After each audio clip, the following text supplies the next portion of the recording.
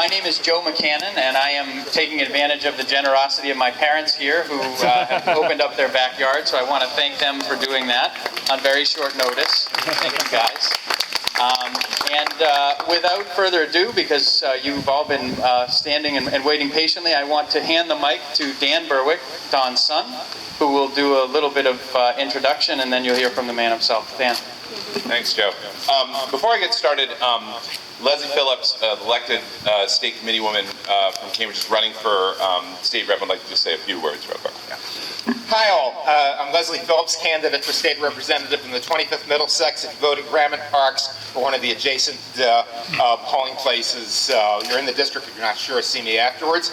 I'm running on pretty much the same platform that Don is, especially supporting getting Massachusetts single payer as soon as possible. Vermont's already on a sure track for it. We shouldn't dawdle. I'm also running as a very, very strong opponent, as I had been during the first ballot question, of stopping casino gambling in Massachusetts before it goes any farther. If you don't believe me, if you don't believe Don, read Thomas Egerty's column in the Metro page of yesterday's Globe. It says it all. The industry is falling apart. The only people who really want us to have casino gambling are the casinos in Connecticut, because it might help them get out of the red ink. They're both single payers. An issue as time is here. Casinos are an issue as time has long since passed. Please help me get to the legislature to help Don achieve both of these ends. And here's Dan again. Thank you, Leslie. Vote early and often. Leslie was an early supporter of this campaign. Really appreciate it throughout. I'm Dan Berwick. I live in Cambridge. I'm your neighbor. I live in Cambridgeport on Howard Street in Ward 4. It's a real pleasure to have the opportunity to introduce my father, candidate for governor. I want to start and tell you why I support him, and which I guess I would support him no matter what, but I happen to support him because he's the best candidate, and why he's the strongest candidate to beat Charlie Baker. I'll start by giving with an example. There are 4,600 homeless families in Massachusetts. There's going to be a number of statistics in here that I learned from my father over the last year and a half. There's 4,600 homeless families in Massachusetts. That's families with children who don't have a home. My father, throughout his career, made a career of figuring out who has identified the best solutions to difficult problems and then spreading those solutions. And in this case, we have a couple of programs that have a track record of success at addressing hunger and homelessness in children. One of them is the Massachusetts Rental Voucher Program. Until recently, there used to be 20,000 vouchers, and we've cut that, and now there are 8,000 such vouchers. Now, many of you know that my father has put single-payer health care, Medicare for All, at the center of his candidacy, because we spend 42% of our $35 billion state budget on health care, which means we spend about $15 billion of our state budget on health care, and as my father says, a third of that is waste.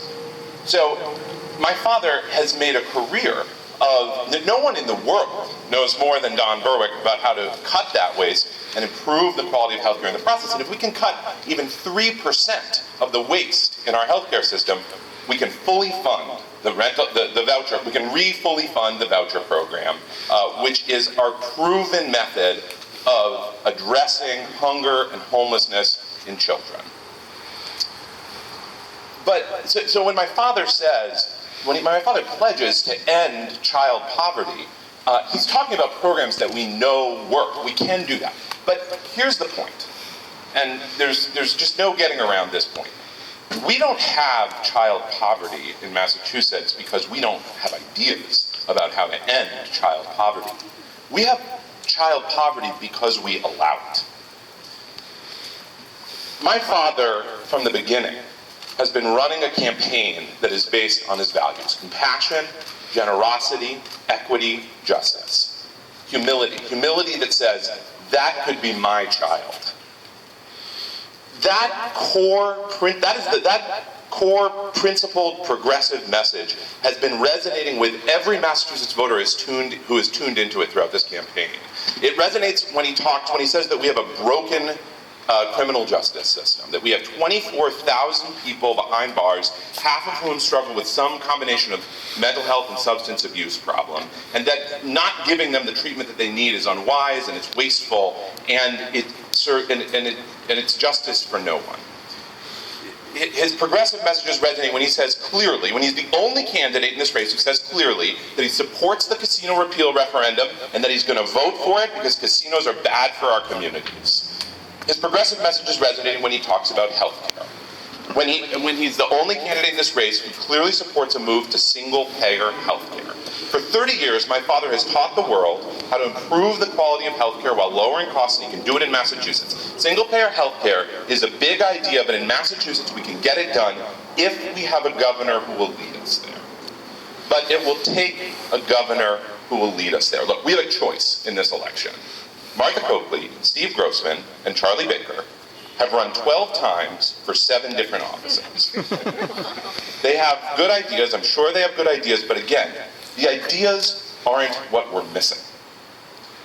That's not the point. The point is that when you run 12 different times for 7 different offices, pretty soon you learn to check the political wins and to check your campaign donor list before you decide to take a stand and say that our justice system isn't just, before you decide to take a stand and say that our healthcare system is wasteful because it serves moneyed interests before it serves patients and families and communities. And before you take a stand and say, no, we are not, in Massachusetts, we are not going to let the gambling industry prey on the poor and invade our lives and wreck our communities. We have a choice in this election. My father, Don Berwick, the next governor of Massachusetts, please welcome him.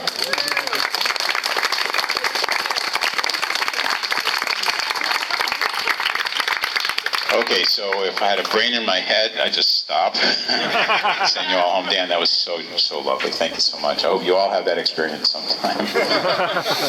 Let me mention also my wife, Ann, is here. About 40 years, and my best friend and best advisor. Dan laid out the facts. You are the pathway to victory for me. This is an election I can win. But I'm not a politician. I didn't come up the ranks that Dan's talking about, connected to the lobbyists, connected to the political insiders. I came in as an outsider with 30 years of experience in executive leadership, understands what it's like to lead an organization toward unparalleled levels of achievement. That's what we've worked on in my institute, the Institute for Healthcare Improvement, for 25 years. An experienced executive in Washington, a year and a half running the largest agency in federal government by budget, bigger than the Pentagon. I have the management skills and the knowledge to make come true the dream that we have about justice and equality if I'm given that chance. I really believe that, not alone, but with you. The election's got to be a grassroots election. So what you do, those of you who are supporting me so generously out there, knocking on doors and making the phone calls and talking about this election, up till now, and by all means this week, is the pathway to victory. We can do this. I know we can do it. We have next Tuesday, a week from next Tuesday, September 9th, that is the day. It is also my birthday. I don't know if you realize that. So I'm offering the whole state a chance to get 2 for 1. I would love your help. Let me add to Dan's remarkable summary of some of my positions a couple of faces for you. Because we used to say in the Institute for Healthcare Improvement that leaders have 3 jobs. We called it will, ideas, and execution. Will is building the sense of the need to change from the status quo, explaining why. Ideas are bringing in the programs, projects, and thoughts that the workforce has, that inventive minds have, and that anywhere in the world might have that help us get the job done. And execution is the hard day-to-day work of managing, not running for office, not the politician side. It's the day-to-day work of helping the workforce and the people who are helping you get the job done, get that job done.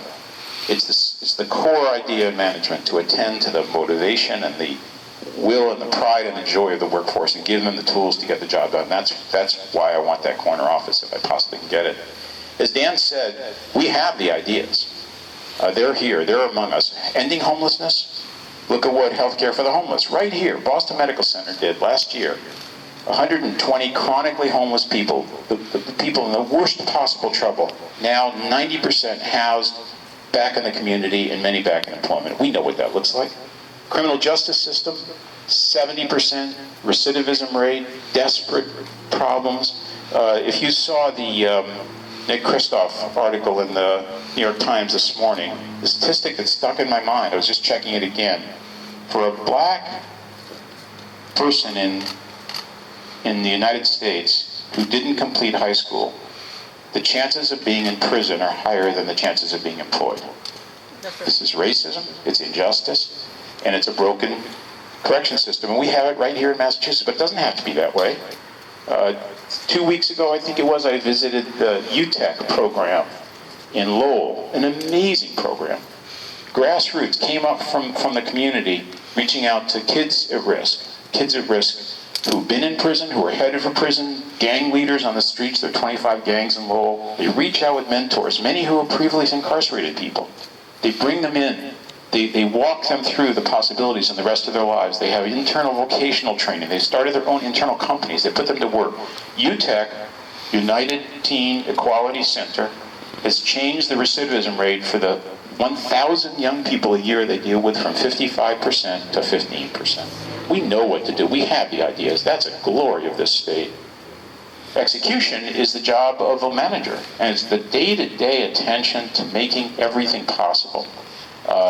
By supporting the workforce, by using data properly, by allowing for invention in the local setting, by supporting the voice of the customer so that people served actually have a role in creating the future for the system serving them.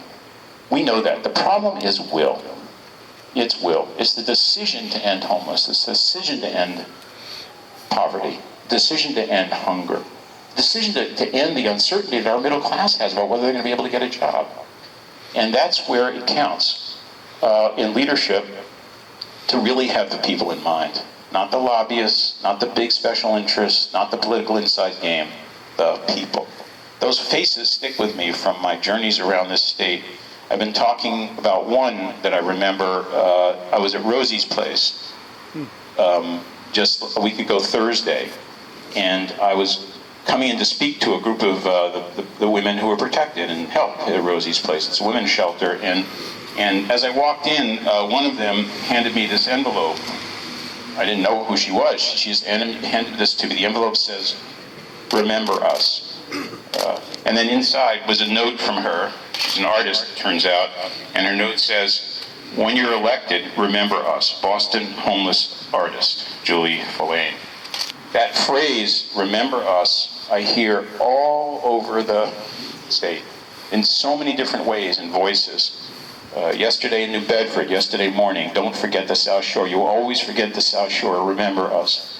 I'll hear that in Pittsfield or Greenfield. I'll hear it in rural or urban Massachusetts. I'll hear it in a church basement in Roxbury, where I was with a group of black church leaders. And what they used a different framing from the person at Rosie's place. They said, "You're here now because you're running." But they said, "You're gonna forget us. We know that. We've been around this many, many times. You show up when you need the vote. You don't show up when we need the job, and we need the compassion, and we need someone to work on criminal justice. You're gone, right?" I said, no, not. I hear it from communities of color all over the state. Latinos. The poverty rate for Latinos in Massachusetts is 34%. 25% of Latino youngsters never complete school. Don't forget us. We don't speak English. Don't forget us. Why is this happening, I've asked, and the answer is, as Dan and I have been hinting, the answer to why people are saying "don't forget me" is because they're getting forgotten. And they're getting forgotten by business as usual, by politics as usual, by the inside game, by the status quo, linked to the big moneyed interests, linked to the lobbying interests, linked to the traditional political fray. It's time for change. I don't owe any lobbyist anything. I have no deal with any politician. My back has not been slapped by anyone. I want to get in there and I want to find a home for the homeless, a route back to society for the person returning from prison, of confidence in the future for a middle class, and an end to so many of the ills that frame us, for which we have the ideas and it's going to take the execution. I can get there to do this, but I can do it only with your help. So your willingness to work hard this week as you are, knocking on doors, making the phone calls, signing up for shift after shift, I have no right to ask you for it, but let me tell you that if you do it, I am deeply, deeply grateful to you. And I'm looking forward to the September 9th. Let me stop and ask you for any questions you got. Yeah, my husband is completely on board with you, but I have a couple of problems, and one of them is I don't think the prisons are the problem. I think the cops are the problem, and I think transportation is the problem. I think we don't fix it. It doesn't get into the neighborhoods. People can't easily get to work.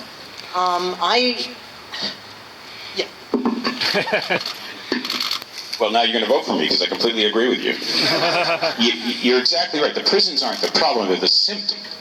So what you see when we have 24,000 people in prison, half of whom don't belong there because they have mental illness or substance abuse or they're in pretrial detention, are the symptoms of the erosion of the kind of supports that allow people to keep dignity and possibility in their lives. And you're exactly right. It has to do with the transportation system. Let me ask you, how did we get $15 billion behind in state of good repair in the transportation system of the state? Who was asleep at the switch when we let the bus system shut down before people need to leave work, when the MBTA rolling stock becomes highly unreliable, and we haven't modernized the system using lessons from around the world? Who was asleep at that switch? It's housing.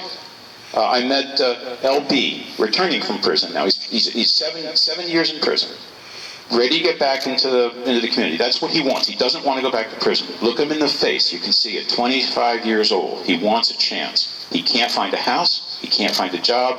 And we say it's $500 for a returning prisoner to get a driver's license in this state. He hasn't been at work. How can he do that? We're creating a barrier to entry that's not about the prison. It's about a just and equitable society. You're right about transit. It's about schools. And we have a 25% dropout rate among our Latinos because we can't meet the needs of people for whom English isn't the first language or who are desperate in their homes. What do you think we're going to get as options for them? When we have mandatory minimum sentencing. So instead of a court being able to figure out that maybe that person stands a chance of not having to go to prison with a proper mental health care system or substance abuse system, when we've undercut mental health care in this Commonwealth, what kind of options do we leave for people? So you're absolutely right. This is a systemic issue. We're going to need to think that way. There's no single answer. And the politicians who show up and say, oh, here's my answer for jobs, or my answer for prisons, or my answer for poverty, they're not saying it right. See, there was an article in the New Yorker which about the police and how much more likely a black guy is to get arrested than a white guy. I was 20 years in New Orleans, in part of the time as a public defender in juvenile court. I know how these kids are dragged in. Yeah, it's part of the symptom pattern. We need to reach out to the police with more support for them to learn how to deal with the kinds of problems they're facing, with support so they don't have to face those problems. I do not agree with the militarization of police. I believe in community policing, not combat policing. So that's part of the system, absolutely agree. But my view is simply if we did everything we should do, and we should do for the police force, as long as we allow poverty to exist in our society at the level it is, as long as the residual of racism are there without being confronted, as long as we have the kinds of exclusion that our communities of color are feeling, we will have a society whose fabric is very much at risk. Yes? Well, what about guns? I mean, we all heard about the 9-year-old girl who shot accidentally the attendant who was giving her an Uzi at 9 years, perfectly legal, you know? Not in this state, thank goodness. We have strong gun laws here. We should be proud of that, but not strong enough. We passed the new gun legislation that Speaker DeLeo approved. I think proposed. I think that's good, but we did not pass one gun a month. Martha Coakley did not support the one gun a month rule. I think that's lobbyists and big talking. Something's hidden back there, and we don't know what it is. We need these smart gun technologies. We need a governor that's going to work in a multi-state initiative on guns, because the guns in Massachusetts they're not largely coming from Massachusetts. They're coming in across the border. We need a border We need to have a multi-state approach to this problem. And, by the way, I think what's happening in Washington with the hammerlock of the NRA, opposing progressive approaches to gun control from a very minority position is an example of big lobbying interests controlling our future in a way that I just think serves the people poorly. Yes. The savings. The savings that you talked about from the healthcare system, those could be many months or even years down the road. How do you fund the programs you're talking about now in the interim?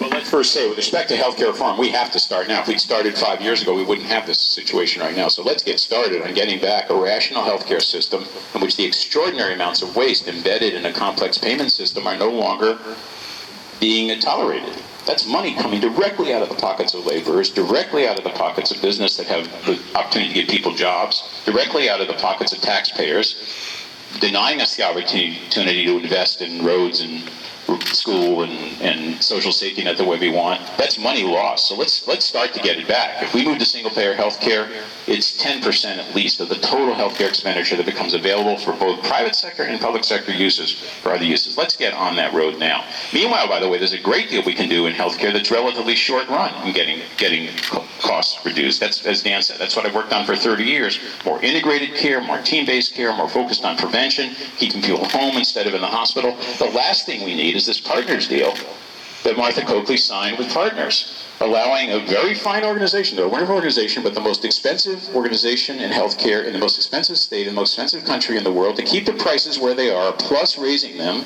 at the rate of rise of inflation in return for being a bigger monopoly as they acquire South Shore and North Shore. That's not right. If Martha Coakley or a governor were to go back to Partners and say, no, a new deal in town, we need you to help us reduce costs and make care better, and innovate around continuity of care and really keeping people at home and focusing on wellness, we would immediately begin to see costs fall and quality rise. Now, that's got to be on the agenda. The other areas I have for revenue discussion are really about tax reform. We have this lobbying cycle we have in this state has produced a set of, they're called tax expenditures. They're loopholes and exemptions that really have no justification. The deal was, give me an exemption and I'll add jobs, but there's never been any recovery enforcement. If you don't add the jobs, you keep the money anyway. No, we just set these loopholes back to zero, add loopholes or exemptions that really add jobs with clawback and escrow provisions and loopholes that help the safety net. But no, there's hundreds of millions of dollars available there. And the tax reform I want to go for is a tax system that's fair, where people at higher levels of income pay higher rates of taxation and people at lower levels of income pay lower rates. Let's have the courage to start that conversation and get that done in this Commonwealth, and I'll lead in that direction. The other thing is, a lot of the progressive policies we're talking about save money. Let's be really clear. To keep a person in prison in this Commonwealth, for example, costs $47,000 a year. Give me 1/3 of that money for vocational services and mental health care and substance abuse treatment and rehab. We stand a chance of getting that person not in prison, somewhere else, back in the community. That is money saved.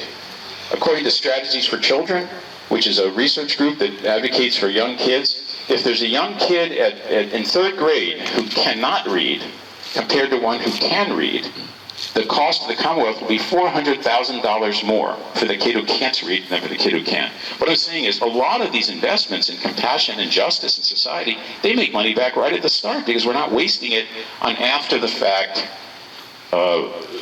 forms of indignity and suffering instead of moving upstream and helping people be in the economy. Yes, ma'am. My name's Donna. I was self-employed for a number of years, didn't have health care, couldn't afford it really. And fortunately, because I live in Massachusetts now, I do have it. But there is an issue that I keep raising with people that, I don't know, I'm just amazed that it can exist this way. When I would go to a doctor without insurance, he would say, okay, you need to have this test done. And I would say, okay, what's the test going to cost? He would say, I have no idea. And how could I shop around? How could I do anything? I mean, basically, I had to make the decision blind whether to have a procedure done, and then I get the bill. You're a victim of a very complex, very opaque, multi-payer system that's so confusing that even people who run it can't understand it. My wife, Ann, she brought me I think it was a bill. I still don't know what it was. It was 4 pages, double-sided, in our kitchen. Remember that, Ann? And she said, "What is this?" Now, I ran Medicare. And I looked at it. I have no idea what it was. I think it said no.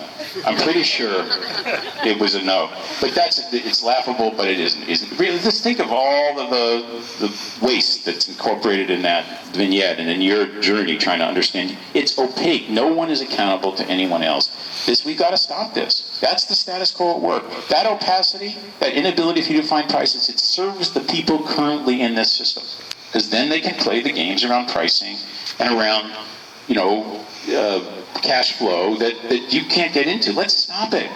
Single-payer healthcare is a simplified form of taking all the healthcare payment into a single pool, making it publicly accountable, writing the rules on transparency, absolutely knowing what that prices are, knowing who's paying what to who, and making the contracts and the deals with the healthcare system. This isn't the government takeover of healthcare. Healthcare system's the same.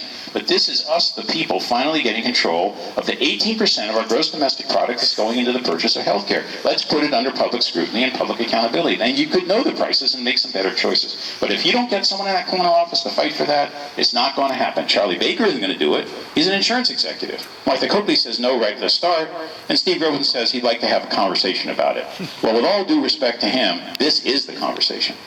And I'm the only candidate in this race that says it's time for a change in that. Yes, first you and then you, sir. Thank you. It's wonderful to hear you say these things. I'm delighted you've thrown yourself to the ring. But I haven't heard you say anything about education yet. And I don't want you to say something that will make me vote for you, because guess what? I'm going to vote for you. But I'm concerned. I am an educator, obviously, but at the college level, and increasingly over the last many years now, especially since we cut taxes in this state, I'm getting students from Massachusetts. This is not true of students from everywhere, but it is certainly true of the students from Massachusetts who are not prepared for college, even though I teach actually at a selective university. And the concern and the conversation is all about STEM subjects. And that is not making citizens. And it's not making literate people who can become citizens. So my question is open. What can you say about this? First, thank you very much for expressing support for me. It really means a lot to me. And I will tell you exactly what I think of education. I hope that won't cause you to change your mind. It's a mainstay. If you run for governor, you get asked all the time, what's your most important thing? And I've resisted the answer because there's a lot of stuff I'd like to get done. But if I have to really nail one down, it's education. It's so much the hub of so much we need in our society. It's the on-ramp to mobility. It builds the citizens of the future. It's good for our economy if it's done right. It's really key. So here's my view, and I'll try to be really quick. I think of it at 3 levels. Preschool preparation. We do not have universal pre-kindergarten in this state. We should. It's time.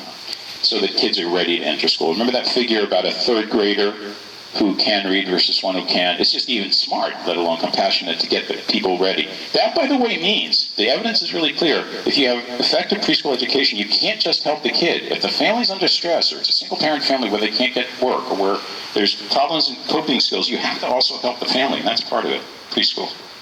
Second, elementary and secondary education. Close to my heart, my daughter, one of Dan's sisters, is a school teacher. My brother's a 40-year school teacher. I've seen it up front. We are not doing that well right now. We are an average, but the average doesn't tell the story. I live in Newton. In the schools that Dan went to, the graduation rate from high school is 96%. In Holyoke, it's 53%. So it's a very inequitable system, and this has to do with the way we distribute resources to elementary and secondary schools in part.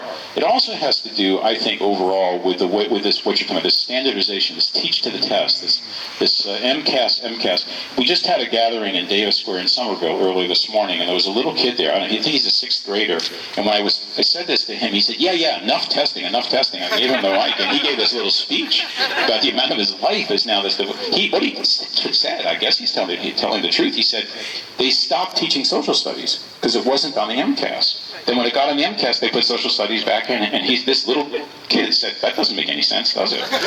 He's right. What's happened is an erosion of the whole idea of education in its fullest and most important sense, which is preparing the citizens of the future, helping kids experience joy and pride, developing the arts and talents. Dan was a wonderful actor. He was in a stupendous drama program in his high school.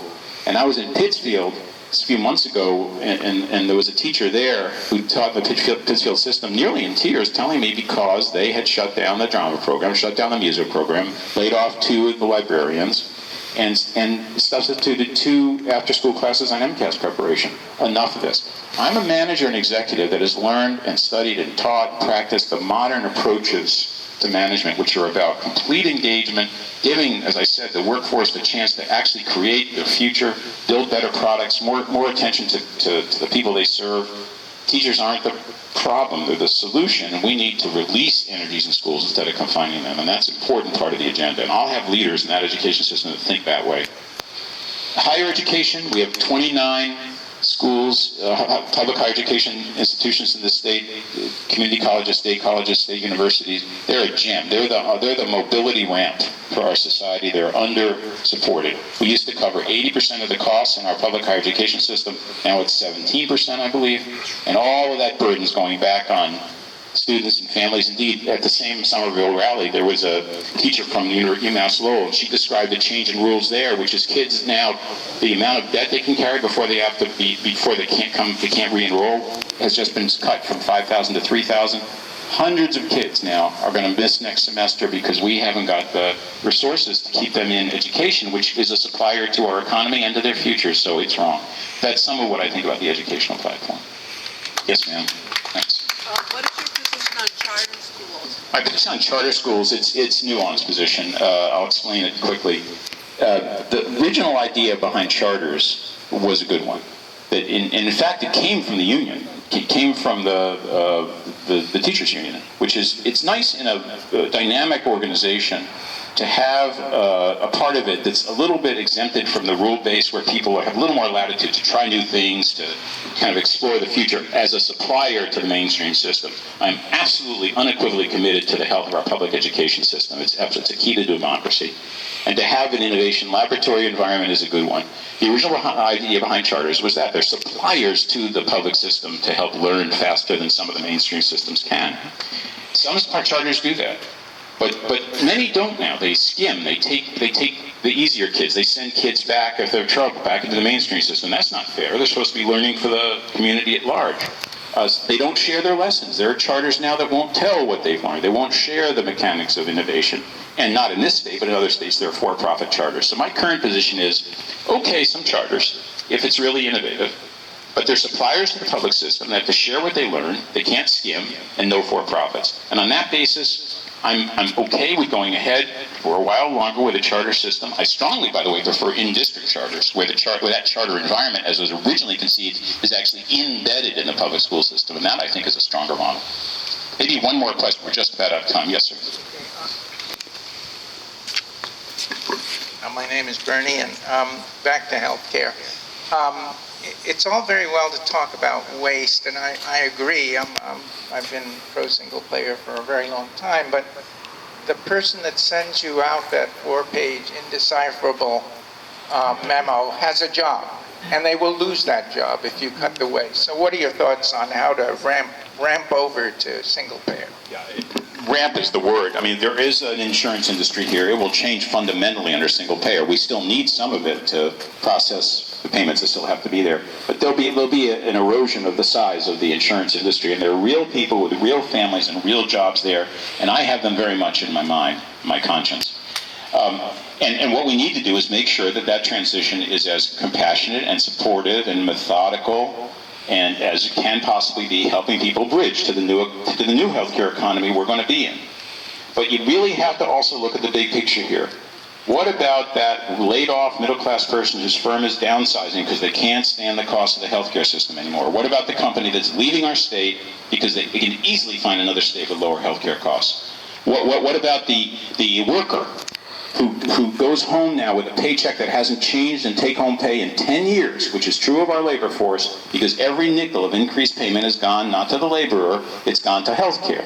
Those are jobs lost, opportunities lost, that's less dispensable income on the part of the workforce. We have to think bigger than just that problem that you absolutely legitimately raised. The number of jobs overall that would get added in a single-payer system vastly larger than the dislocations we're going to have to help people through on the insurance side. I would argue we have a problem with jobs in this Commonwealth, we have a problem with opportunity, and the best single policy for job creation that I can think of in the Commonwealth is single-payer health care. And we need to keep that big picture in mind, even while we exercise total stewardship and compassion of the transitions that requires.